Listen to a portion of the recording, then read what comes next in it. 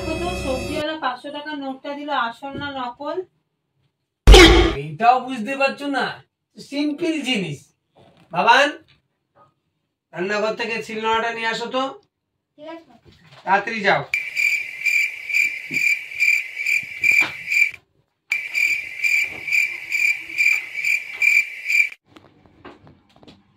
এই যে পাপা।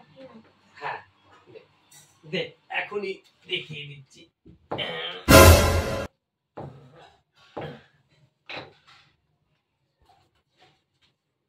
হ্যাঁ, এটা পুরো আসল নোট। কি হলো? এটা আবার কি করে বুঝলে আসল? আরে এই দেখো, এই যে টাকাটার উপরে আমি শিলনোড়া দিয়ে মারলাম, শিলনোড়া দিয়ে মারার পরে দেখলাম যে চশমাটা কিন্তু ভাঙে, তার মানে এটা পুরো আসল নোট।